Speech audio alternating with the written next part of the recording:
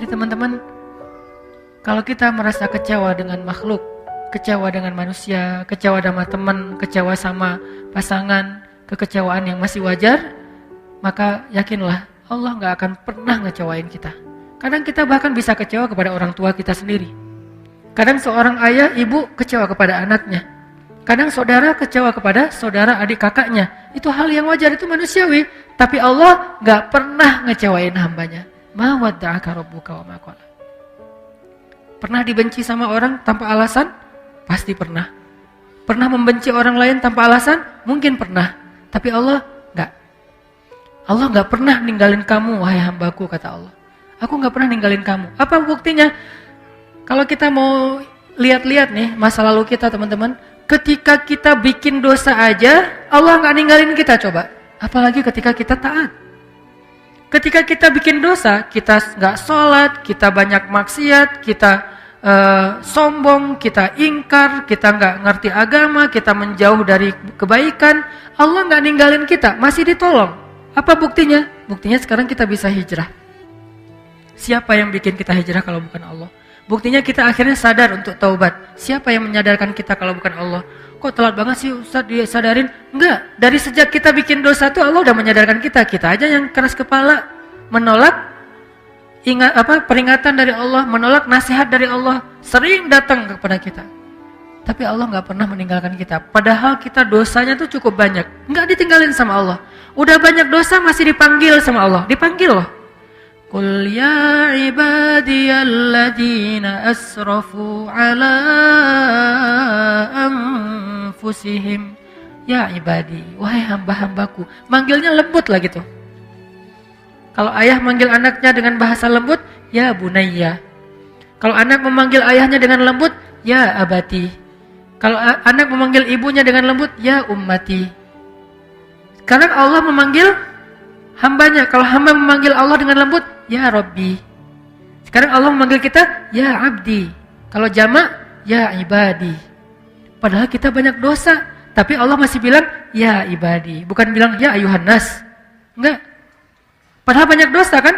Allah langsung bilang, manusia, makhluk, kamu. Bisa aja gitu kan ya? Allah enggak bilang, ya ibadi. Alladzina asrafu ala anfusihim. Yang melampaui batas dan merugikan dirinya sendiri. Maksudnya apa? Yang banyak dosa. Kenapa Allah gak terus terang aja bilang, wahai hambaku yang banyak dosa? Allah menjaga perasaan kita. Udah banyak dosa, masih dijaga perasaannya, coba. Dalam teks Allah kepada kita. Ketika ibaratnya kalau ini adalah sebuah japrian, jadi ada orang yang, kita pernah salah sama orang. Sehari, 2 hari, sebulan, setahun, bertahun-tahun, kita banyak salah sama dia. Tapi dia masih ngejapri kita dengan panggilan-panggilan yang akrab antara dia dengan kita. Dan dia nggak nyebut dosa-dosa kita sama sekali. Dia nggak bilang, kamu kan emang banyak dosa kan sama aku selama ini. Kamu kan pernah gini, ini. Enggak, dia nggak ngomong kayak gitu. Friend, bro, bahasa-bahasa yang akrab antara kita dengan dia. Enggak sama sekali ngomongin dosa. Ada nggak orang kayak gitu? Nggak ada. Allah, udahlah kita banyak dosa, udahlah kita sombong banget, udahlah kita sering mengabaikan Allah, Allah sering gak kita warok, tapi begitu sesekali Allah manggil kita, panggilannya lembut, jaga perasaan lagi. Ya ibadi, alladzina asrafu ala anfusihim, hamba-hambaku yang melampaui batas. Gitu doang bahasanya. Bukan hamba-hambaku yang hina, hamba-hambaku yang kotor, hamba-hambaku yang pernah berzina, hamba-hambaku yang pernah membunuh, hamba-hambaku yang... Enggak. Yang melampaui batas, bahasa yang elegan. Tidakkah kita belajar dari Al-Quran? Al-Quran itu teks yang sangat elegan. Hadis, teks yang sangat elegan. Sejak kapan komen kita tidak lagi berkiblat kepada Al-Quran dan hadis? Kita mengaku pembaca Al-Quran, tapi kita komennya tidak Qurani. Kita mengaku mempelajari hadis, tapi komen kita tidak nyunnah. Arti nyunnah gak elegan seperti Nabi. Pernahkah Nabi menggunakan istilah-istilah yang tidak baik untuk orang lain? Sampai Nabi mengatakan apa? Kalau ada budak perempuan kalian berbuat zina, maka cambuklah dia, tapi jangan cela dia. Cambuk itu bagian dari hak agama. Gak boleh diabaikan, itu hak agama. Bagian dari keadilan hukum. Cambuklah dia, tapi jangan cela dia. Lalu kalau dia berzina lagi 2 kali, maka cambuklah dia, tapi jangan cela dia. Kalau dia berzina lagi sampai 3 kali, maka juallah dia walau dengan harga seutas tali, murah, tapi jangan cela dia. Coba, tetap nggak boleh mencela. Terus apakah kita merasa lebih layak daripada Rasulullah untuk mencela orang lain? Hanya gara-gara berbeda partai, hanya gara-gara berbeda pandangan politik, hanya gara-gara beda mazhab dalam fikih, hanya gara-gara beda geng? Di mana Al-Quran dan Sunnah? Di mana Al-Quran dengan teks elegannya? Di mana Sunnah dengan teks elegannya? Kita mengaku Al-Quran dan Sunnah.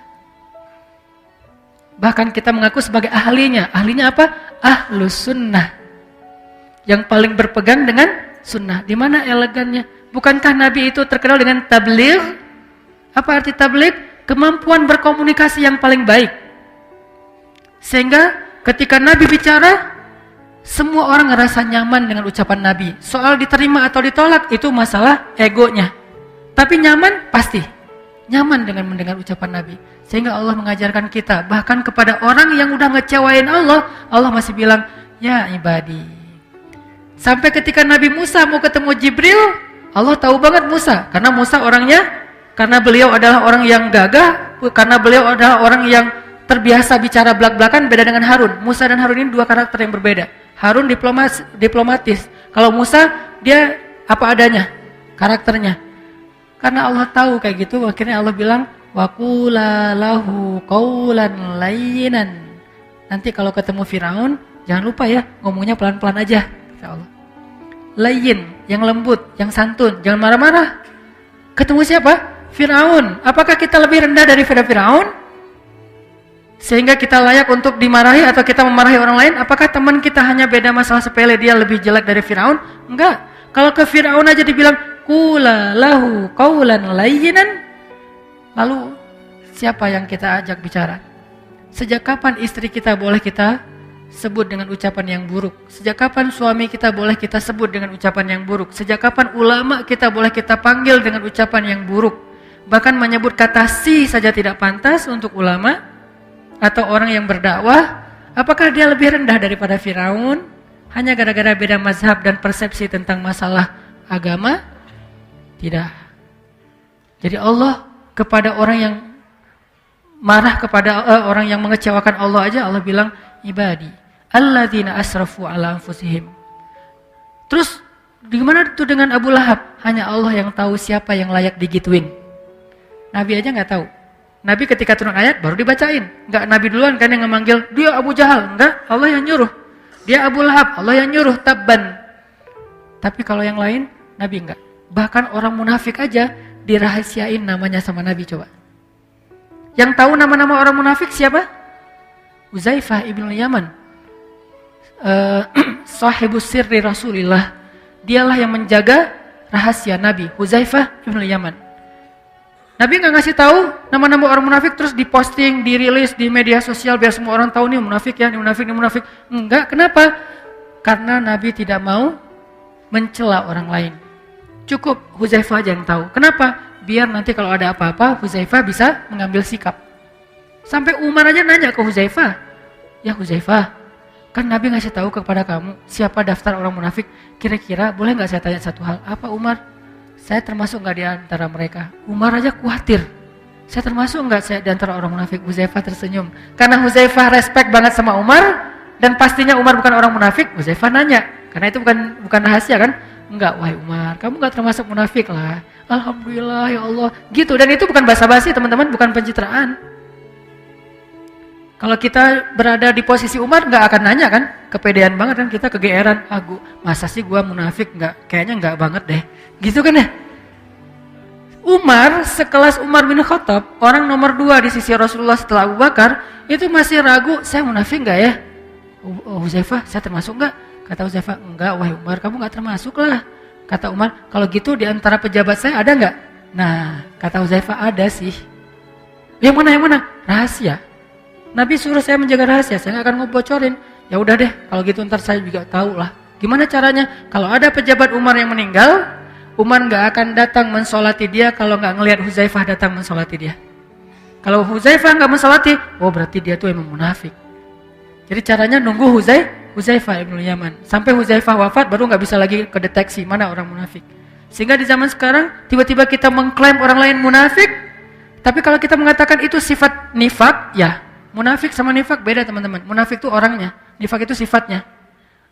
Jadi tanda-tanda kemunafikan. Tapi orangnya belum tentu disebut munafik. Tanda-tanda artinya jangan sampai kita mirip dengan tanda-tanda itu. Gitu. Makanya Allah bilang, ya ibadi, alladzina asrafu ala anfusihim, la taqnatu min rahmatillah. Jangan berputus asa dari rahmat aku, kata Allah. Kepada siapa? Pendosa. Yang ngerasa, aduh kayaknya dosa saya udah kebanyakan nih, gak akan diampuni. Kata Allah, kenapa kamu berpikir kayak gitu sama aku? Kamu hambaku, walaupun kamu banyak dosa, aku tidak akan pernah mempersulit kamu untuk dapat ampunan. Jangan putus asa, minta ampun lagi. Ya Allah, dosa saya tuh sebanyak langit dan bumi. La ubali, kata Allah, aku gak peduli berapa banyak dosa kamu. Coba sebaik apa Allah. Ya Allah, dulu kan saya sering nge-reject engkau. Engkau panggil saya sehari 5 kali, saya reject. Kalau dipanggil sama atasan, saya datang. Dipanggil sama pacar, bukan datang lagi, lari. Kalau engkau yang panggil, saya abaikan ya Allah. Gak apa-apa, kata Allah. Coba, kurang pemaaf apa? Sehari 5 kali Allah manggil kita teman-teman. Ngajak ketemuan. Gimana bahasa Allah ngajak ketemuan? Hayya 'alas shalah.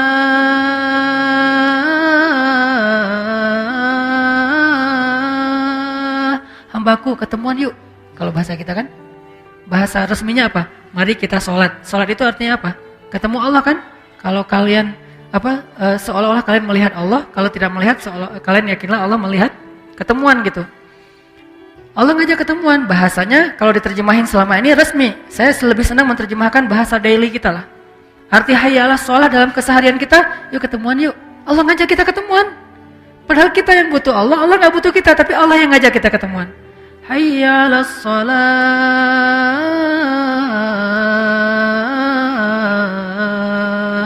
Yuk ketemuan yuk, Allah panggil. Lembut lagi panggilannya, kecuali muazzinnya lagi ngambek. Tapi paling lembut tuh muazzin habis diputusin ya, itu lembut banget. Baru diputusin azan. Hayya 'alal falah. Azan paling baper tuh, habis diputusin. Allah manggil kita, terus apa yang buat kita berat langkah? Menunda-nunda panggilan Allah. Allah ngajak ketemuan kita kayak gak datang gitu, kayak berat banget. Apa? Takut kita yang harus bayarin. Allah bilang, hayya 'alal falah. Tenang aja, aku yang bayarin. Kalau bahasa kita, falah itu apa? Untung, kamu gak bakalan rugi, tenang aja. Gak, kamu kok yang bayarin, aku yang traktir, aku yang kasih kerjaan, aku. Ntar kalau misalnya kamu ninggalin sesuatu terus rugi, aku ganti kok. Jadi Allah ngejanjiin kita gak bakalan rugi dengan ketemuan sama Allah, kan gitu kan ya? Hambaku ketemuan yuk. Aduh ya Allah, ada kerjaan, gak apa-apa, nanti aku bujuk atasan kamu supaya gak marah, kata Allah. Aduh ya Allah, ini lagi banyak pembeli nih, gak apa-apa, nanti berapa aku ganti. Aduh ya Allah, di situ mah mahal, biar saya yang bayar. Duh ya Allah, apapun alasan kita karena kita takut rugi, Allah bilang gak apa-apa, ketemuan aja. Hayya 'alal falah, kamu pasti untung. Alasannya apa lagi coba? Allah ngajak ketemuan, Allah ngejamin kita gak bakalan rugi. Jadi kalau bahasa kita, hambaku ketemuan yuk, gak usah khawatir, aku yang bayarin. Oh ada kerjaan ya, ntar aku gantiin. Oh ada pelanggan ya, ntar aku tambahin rezeki kamu. Terus apa alasan kita gak datang? 5 kali sehari Allah panggil. Padahal dibuka dan ditutup dengan kata-kata Allahu Akbar, Allah yang paling agung. Tapi manggil kita. Harusnya kan kita yang begging ke Allah ya. Allah ketemuan dong please. Harusnya kan kita kan ya. Harusnya kita bilang Allah hayya 'alas shalah. Yuk sini ketemuan sama saya. Kan harusnya gitu kan. Kita ke Allah, ya Rabbi. Enggak, Allah yang manggilin kita. Ini agak-agak unik nih. Yang butuh siapa? Yang ngajak siapa? Kan gitu. Padahal Allah gak butuh kita. Ghaniyun 'anil alamin. Allah gak butuh sama sekali. Kita kufur serentak semuanya, itu gak ngurangin kebesaran Allah walaupun setetes air di ujung jarum yang dicelupkan ke laut, enggak berkurang. Gara-gara kita kufur, nih biar Allahnya bete nih, kita kufur aja sekalian. Enggak, biasa aja. Kalau kita kufur kan Allah rugi. Siapa bilang? Oh ya udah, biar Allah tambah mulia, kita taat aja. Enggak, ketaatan kita enggak bikin Allah lebih mulia. Enggak bikin Allah kekuasaannya bertambah. Karena kita enggak ngaruh buat Allah. Mau taat, mau kufur, enggak ngaruh buat Allah. Sama sekali enggak ngaruh. Terus ngapain Allah manggil kita? Murni karena sayang. Bukan karena butuh. Ibu kita baik-baik ke kita, wajar. Karena sayang plus berharap suatu saat kita jadi anak yang berbakti, anak yang ngedoain orang tua, anak yang nanti akan menjaga orang tua, kan gitu kan? Sayang plus ada harapan. Tapi kalau Allah sayang doang, nggak pakai ada harapan-harapan apapun. Cuman kasihan aja sama kita, sayang aja sama kita. Nggak mau kita rugi, nggak mau kita celaka, nggak mau kita hina. Allah sayang gitu doang sama kita. Hayya 'alas shalah, udah dipanggil kita reject. Ya Allah, Allah kan sering manggil saya tapi saya reject. Nggak apa-apa kata Allah. Ya Allah, saya pernah selingkuh loh. Nyelingkuhin Allah, maksud nyelingkuhin Allah, menduakan Allah, mentigakan Allah, mengempatkan Allah. Selingkuh kan? Gimana perasaan kita kalau diselingkuhin? Mau nggak manggil-manggil? Ketemuan yuk. Tapi kan aku pernah nyelingkuhin kamu. Oh ya? Wah. Bisa. Kalau ketahuan selingkuh gimana? Nggak akan dimaafin lagi seumur hidup. Sampai bukan cuma di dunia akhirat. Kalau selingkuh. Allah kita selingkuhin tuh sering. Allah yang kasih nikmat, terima kasihnya ke makhluk. Allah yang ngasih nikmat, kita persembahannya ke makhluk. Allah yang ngasih nikmat, kita sujudkan jidat kita ke makhluk. Allah yang ngasih nikmat, kita ngaku Tuhannya bukan dia. Bukankah ini bagian dari kita menduakan, mentigakan dalam konsep Islam? Dalam konsep Islam, kita memperlakukan Allah kayak gitu. Apakah Allah marah? Enggak. Kecuali kita wafat dalam keadaan kayak gitu, baru nggak diampuni. Tapi kalau belum wafat, apapun dosa kita, jangan putus asa hambaku. Minta ampun, kata Allah. Minta ampun di sini. Innallaha yaghfiruz dzunuba jami'a. Allah mengampuni semua dosa. Enggak ada yang enggak. Ya Allah, dosa saya tuh langit dan bumi, aku tidak peduli. La ubali, aku enggak peduli. Ya Allah, saya pernah gini, la ubali. Ya Allah, saya pernah gitu, la ubali. Saya enggak peduli, enggak peduli. Yang penting kamu minta ampun, ya. Berapa kali bilang astagfirullah? Cuma sekali, cukup. Sekali doang mengampuni semua dosa-dosa kita di masa lalu yang bertahun-tahun lamanya. Kurang apa? Baiknya Allah Subhanahu wa taala. Itu maksud dalam berbuat dosa aja Allah nggak ninggalin kita. Apalagi ketika kita taat. Terus kalau berbuat dosa aja Allah masih sayang sama kita, gimana kalau kita taat kira-kira? Maka apa yang membuat kita khawatir untuk taat sama Allah?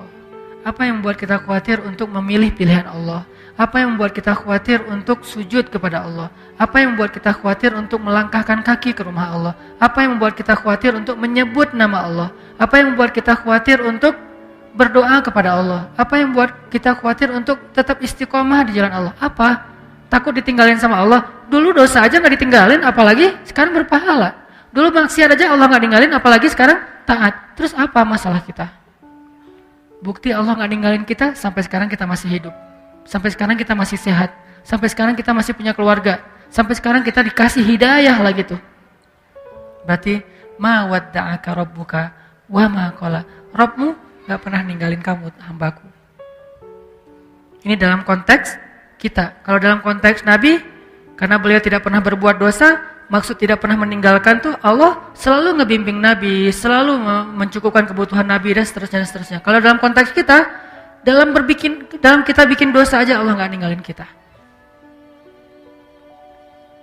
Mungkin sebagian teman-teman pernah ngerasa hampir celaka gara-gara dosa kan ya? Gara-gara tawuran, gara-gara perang antar geng, gara-gara narkoba, gara-gara maling, gara-gara apa, rampok. Mungkin pernah, termasuk dulu kan pernah tampil di sini juga seorang sahabat kita yang pernah ngerampok. Udah gitu ketangkap sama warga, masa diikat, disiramin bensin. Udah dinyalain tuh korek tuh, tinggal dilempar aja udah kebakar hidup-hidup. Di detik-detik itu, injury time, tiba-tiba datang aparat, tiba-tiba datang polisi, akhirnya dia selamat masuk penjara. Di penjara dia belajar Islam, hijrah, taubat, alhamdulillah sekarang udah berubah. Dan bukankah banyak orang yang mengalami pengalaman kayak gitu? Siapa yang telah menyelamatkan dia? Siapa yang menahan tangan orang yang memegang korek api tadi untuk tidak langsung melempar? Siapa yang telah menjadikan aparat berwajib datang dengan waktu yang tepat?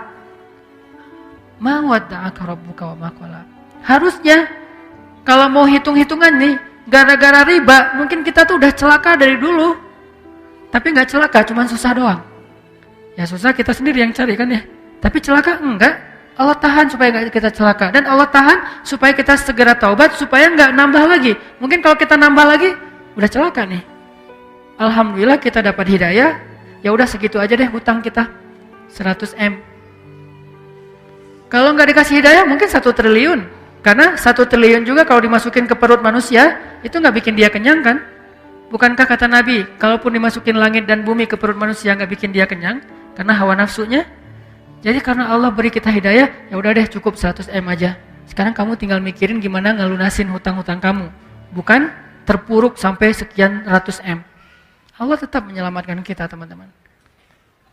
Ma wadda'aka rabbuka wa ma qala. Sekarang kita belajar, bisa enggak ketika kita sepi, ketika kita sendiri, kita tetap merasa ada yang nemenin.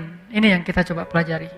Al-unsu billah kalau dalam bahasa pesantrennya. Apa arti al-unsu billah? Berduaan sama Allah. Al-unsu billah, berduaan sama Allah. Bisa enggak kita? Coba latih deh berduaan sama Allah. Salah satu cara melatih berduaan dengan Allah, ya ayyuhal muzzammil qumil laila illa qalila. Wahai orang yang berselimut, bangun, bangun. Coba kamu berdiri di malam hari. Kenapa? Karena inna nasyi'atal lail hiya asyaddu wat'an wa aqwamu qila. Lebih berasa kalau malam tuh. Di situ kita melatih al-unsu billah. Sehingga kalau orang udah sukses melatih al-unsu billah, berduaan dengan Allah, dia mau kemana aja nggak gampang baperan ketika ditinggalkan orang lain, ketika dicuekin, ketika diabaikan, ketika. Enggak, kenapa? La tahzan, innallah ma'ana. Gak usah khawatir, gak usah sedih, ada Allah. Itu nggak akan berasa teman-teman kalau Allah itu nggak berarti dalam diri kita. Ya sih, tapi kurang. Katanya hasbunallah, tapi kok kurang? Nah, kita latih. Latihannya apa? Salah satunya dengan malam berdiri. Kalau nggak hafal banyak ayat, buka. Boleh Ustaz baca Quran? Sebagian besar ulama mengatakan kalau sholat sunnah boleh. Saya mengambil pendapat itu. Buka, kita baca. Wadduha wal layli idza saja ma wadda'aka rabbuka wa ma qala walal akhiratu khairul laka minal ula. Ulangi lagi. Ma wadda'aka rabbuka wa ma qala. Ingat, tadi kata Ustaz Hanan maksudnya ini. Ingat lagi materi-materi ini. Ya, dulu waktu saya banyak dosa, Allah nggak ninggalin saya. Masa sekarang ditinggalin? Ma wadda'aka rabbuka wa ma qala. Dulu saya banyak dosa, Allah nggak ninggalin. Masa sekarang setelah saya hijrah ditinggalin? Ma wadda. Ulang-ulang ayat itu. Itu cara kita ngelatih berduaan dengan Allah. Romantis sama Allah. Kalau bahasa sosmednya ngejapri Allah. Bukan sekedar rame. Kita ada ibadah sifatnya kolosal, sholat berjamaah. Ada ibadah yang sifatnya personal touch, privasi banget, cuman berdua dengan Allah aja. Qiyam, malam hari, duduk, tilawah. Atau habis subuh, latihan yang lebih ringan lagi habis subuh. Atau duha, karena bangunnya mungkin jam 9, oke lah. Walaupun kurang oke sih sebetulnya. Habis subuh, Aisyah itu melatih berdoa, bukan melatih lagi, mengamalkan berduaan dengan Allah habis subuh. Karena biasanya Aisyah itu kan habis subuh dengan Nabi ya. Habis subuh bantuin Nabi, habis subuh jalan sama Nabi, jalan pagi gitu, habis subuh ngerjain apa dengan Nabi. Sekarang apa? Habis subuh Nabi udah wafat. Aisyah sendiri, dia kangen sama Rasulullah. Dia kangen dengan suaminya, dia kangen dengan nabinya, dia kangen dengan kekasihnya. Nggak ada karena udah wafat. Ngapain? Habis subuh Aisyah tilawah 1 ayat. 1 ayat sampai zuhur. 1 ayat. Famanallahu alaina wa waqana adzabas samum. Tadabbur, nangis, sujud, doa. Baca lagi. Famanallahu alaina wa waqana adzabas samum. Nangis lagi, sujud lagi, doa. Faman, gitu aja terus. Dari mulai habis subuh sampai zuhur, 1 ayat. Apa arti ayatnya? Ayatnya tentang Allah baik banget sama kita. Dulu kita dalam keadaan tidak paham agama, Allah yang memahamkan kita. Dulu kita berada di tepi jurang neraka, Allah menyelamatkan kita. Dulu kita begini, sekarang begini. Famanallahu alaina wa waqana adzabas samum. Ayatnya bebas, yang mana aja, sesuai dengan kasus atau masalah kita masing-masing. Coba rasain. Berduaan dengan Allah itu senikmat curhat dengan makhluk. Harusnya lebih sih, tapi latihan gak apa-apa deh. Berduaan dengan Allah itu kayak berduaan dengan pacar halal. Berduaan dengan Allah itu kan kita kalau lagi pengen berduaan sama pacar halal kita, istri atau suami kita, gak mau diganggu orang ya. Bahkan kalau ketemu orang di kayak lagi makan di kafe, tiba-tiba ketemu teman, itu kayak aduh, kok sekarang sih ketemu dia, kan lagi pengen berdua tuh. Terus orang itu nggak paham lagi tuh. Wah, kebenaran nih, aku satu meja ya. Ngeganggu ya. Ada orang kan agak-agak nggak pengertian nih. Akhirnya dia duduk bareng kita diem aja, dia heboh sendiri. Nah, kita bisa nggak gitu? Ketika lagi berduaan sama Allah, nggak mau diganggu. Ada waktu seperti itu. Tapi ada waktunya kita memang dengan makhluk, dengan manusia, hablum minan nas. Tapi ini ada waktunya pengen berduaan aja sama Allah. Sampai Nabi juga ketika mau berduaan sama Allah, Nabi di masjid, nggak di rumah sholatnya. Padahal kalau di rumah bisa aja, tapi beliau ke masjid biar nggak ada yang gangguin. Ini teman-teman, ma wadda'aka rabbuka wa ma qala. Insyaallah pada kesempatan yang akan datang kita lanjutkan kalimat yang lain dari surat At-Tuha. Mudah-mudahan satu demi satu ayat yang kita pahami ini bisa jadi fast charging iman kita. Kan fast charging itu nggak butuh panjang-panjang ya. Satu ayat langsung ngecas. Nah, ini namanya fast charging. Coba nanti diulang ayat ma wadda'aka rabbuka wa ma qala. Mudah-mudahan itu bisa bikin kita la tahzan, enggak usah khawatir. Innallaha ma'ana. Allah bersama kita. Itu aja yang bisa saya sampaikan. Semoga Allah Subhanahu wa taala memberi kita taufik setelah hidayah. Artinya setelah kita faham, kita bisa mengamalkan. Dan semoga Allah Subhanahu wa taala menambahkan untuk kita kebaikan setiap bertambah ilmu, dan kebaikan itu menjadi bermanfaat buat orang-orang di sekitar kita.